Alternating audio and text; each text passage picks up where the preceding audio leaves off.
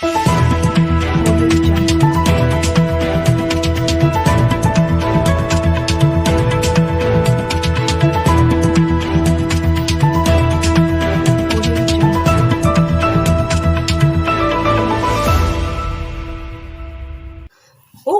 Chimamada don finally respond to APC dem unto the open letter wey she write to US presido. My people, I greet una welcome una to this our channel.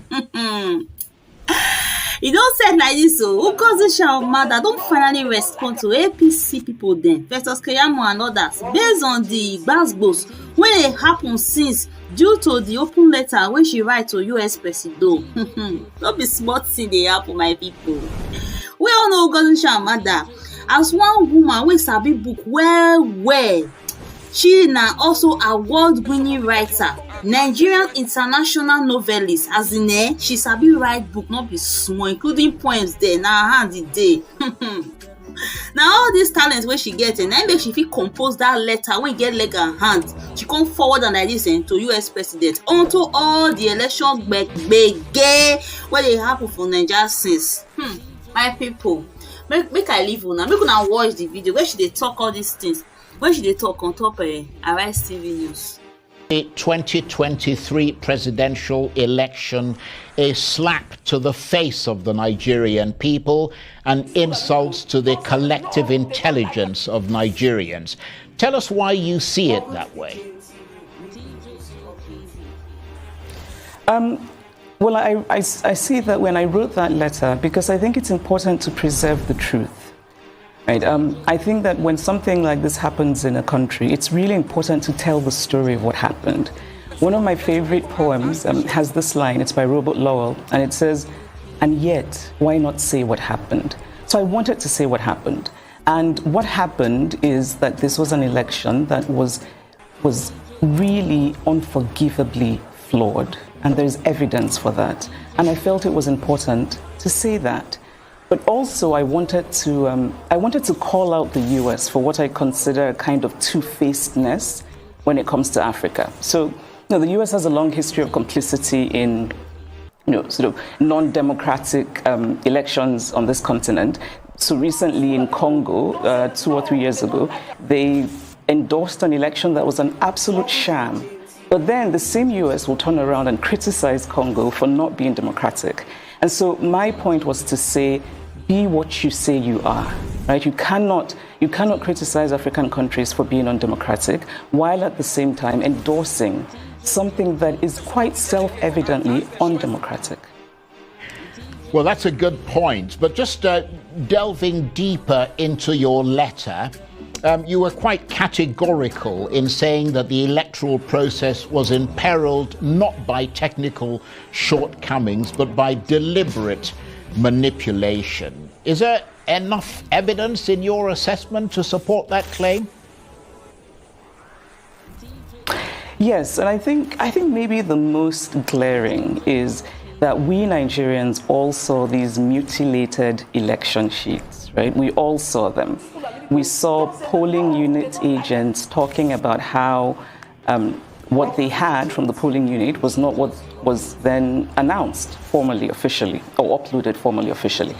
And I think for me, that's a really striking reason and an example of how this election was not about technical glitches. And can we also realize that Nigeria is full of very bright young people in tech? There's no reason for that excuse of technical glitch. And the other question then is, if it was a technical glitch, why was it possible for most people to upload the results of the other federal elections, but not the presidential? And I think most of all is that there's just been this resounding unfortunate silence from INEC and from the chair of INEC. I think Nigerians deserve the respect of an institution that's supposed to shepherd their democracy. So nobody's come out to explain to Nigerians how that happened.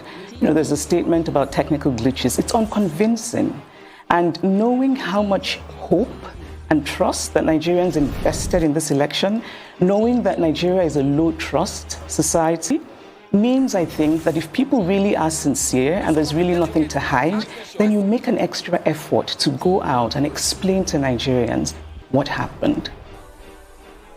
Yes, that certainly makes a lot of sense to a lot of people. But in reacting to your letter and some of the things that you said in it, the APC have suggested that you were not in Nigeria during the election and you did not vote, and therefore should not make categorical statements about an election you did not witness. What's your reaction to that? Well, I don't think it's very useful criticism. I should say, first of all, that I've never been fazed by criticism. I mean, I wrote this, of course, knowing fully well that there would be criticism from certain quarters. And I've seen a few things people have sent to me, and it's kind of been amusing to read the juvenile fulminations of non-juvenile people. But that said, I actually did try very hard. And I should say, I have two homes. I have a home here in Lagos, I have a home in the US. I'm very often here. I tried very hard to get my PVC. And the reason I tried very hard is because I had been assured that technology would save us. Right? That it had worked in Oshun, worked in Ekiti, and I think in Anambra, that it would save us. And so I really tried. And we should also talk about how difficult it was to collect PVCs and how that in itself is a form of voter disenfranchisement. And so I had done the first part, but then I couldn't collect my PVC. And so, yes, did not vote. But my not voting does not mean that I cannot comment on an election. I'm a Nigerian citizen. Every Nigerian citizen has a right to have an opinion about this election. And so when people say that BVAS worked, but IREF didn't work, which is sort of a way of countering the accusation that the technology was manipulated, really the response is both have to work for the election to be credible. Right? So BVAS was about making sure that we didn't have ghost voters, that people who were actually there voted. But that it defeats the purpose if you then do not upload the results, because those results that you have sort of you've made sure that real people voted, but then those real results, we can't see them in real time. We cannot see them as Professor Yakubu Mahmood said. He said, and I'm going to quote because I've read this so many times, that the public would be able to view the polling unit results as soon as elections are finalized on election day. Right? So I think that's a really important thing to talk about and to address with the Nigerian people. The Electoral Act says that INEC, gave INEC the legal backing to have electronic transmission of results, and did say in a format that INEC would decide. Right? And we know that format because the chair of INEC told us what the format would be when he said that these results would be uploaded at the end of voting from the polling units. And that was not done. And it seems to me strange to sort of deflect from that important issue and talk about how someone, is not in Nigeria and how... those are not the points. The point is what happened? What happened? Well, absolutely. And I suppose that is also the crux, to some extent, of the legal challenges that are ongoing at the moment in court. But in the sort of rather caustic response to that letter that you wrote to Mr. Biden, you mentioned Mahmood Yakubu there. The Tinubu team have suggested that you may face a lawsuit over an allegation contained in your letter that Mr. Tinubu may have compromised the chairman of INEC, Mahmood Yakubu, although you also point out that there is no evidence of the astronomical US dollar amount he is rumored to have received from the president-elect. Are you worried about the possibility of a lawsuit? No, and I'm not worried at all. Again, I think that these are things that try to deflect from what is really important and what is at stake. It would be very useful if people could point out what is untrue in the letter. Right, so I think it's important, we talk about, we all know these stories of people who complained about, how we voted at the polling unit is not what we're seeing reflected in the results. All of those stories, which, yes, they're anecdotes, But I think they give us useful insight into what happened in that election in a way. And of course, you supported Peter Obi, the candidate of the Labour Party in that election. He, according to the official results, came third, and we've seen a number of spokesmen from the APC suggesting that you were supporting your sort of tribesmen, to use a rather sort of old term.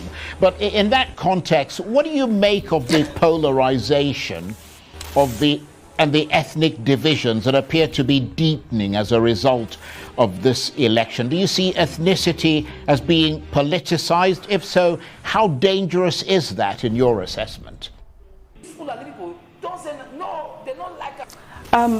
Well, to address the first part, and you're right, tribesman is such an outdated and strange expression, which I think also says something about whoever is using it, right? I think that kind of accusation is a practice of what psychologists call projecting. So you're doing something, but then you accuse someone else of doing it, even though they're not. I did not support Peter Obi because he's Igbo, as I am. I'm a person who does not take positions lightly. And so while I very much admire Peter Obi, respect him, there are many other Igbo men who I admire and respect, and I would never vote for them for president because I just don't think they would make good presidents.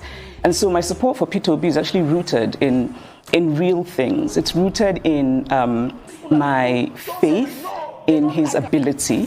And actually, I got to know him, I got to know Peter Obi years ago when he came to pay homage to my parents, because he had heard that my father was the first professor of statistics in Nigeria and that my mother had retired as the first female registrar of the University of Nigeria.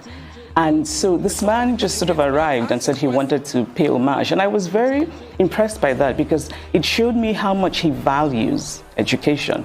And then he becomes governor of Anambra State, and he takes Anambra State to #1 in education. And I remember being very impressed by the story of how he had given his personal phone number to all of the senior prefects in secondary schools in Anambra, which I think also showed me that he's interested in what ordinary people think. Showed me that he's quite decisive. He even has a bit of a stubborn streak. You know, he's very focused on things. And so that's really why I support him. I have a lot of love for Professor Soyinka. I admire him, I respect him as a thinker, as a writer. I think everyone should read The Man Died, and Ake, his memoir, is beautiful, right? But at the same time, I disagree very strongly with him about this particular issue. And actually, because I respect Professor Soyinka so much, I went back and watched the interview. I had watched it when it aired initially, but I went back and watched it because I thought, am I missing something? And I think fascist is a really strong word. You know, fascist actually often makes me think of Mussolini's Italy. But I think we use it now, you know, sort of to address this kind of authoritarianism that's often populist and right-wing, you know, like in Hungary and even the former American president. And when you look at those situations, you can see why they have been termed fascist. And I did not see any reason that Mr. Dati Baba Ahmed's interview would have been termed fascist. You know, I think he was making a very strongly felt point about the elections. What he was saying, which again I thought seemed fairly reasonable, is that if our democracy is rooted in our constitution, and you then swear in a person who's been elected unconstitutionally, then you are in fact ending democracy. I think it's quite a reasonable position. Of course, we can argue about what that bit in the Constitution means, right?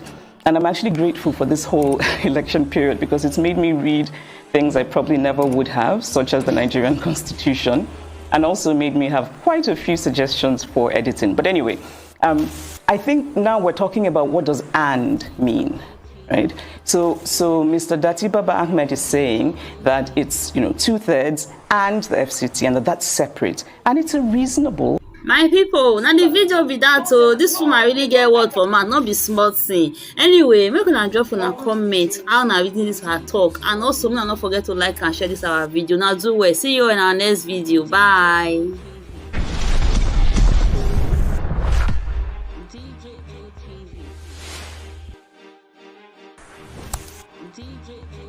Some of the delegates and ask their questions.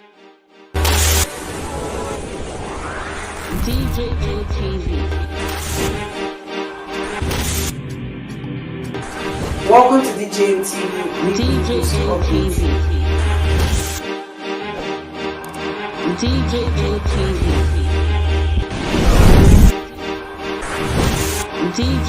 TV. Some of the delegates and ask their questions.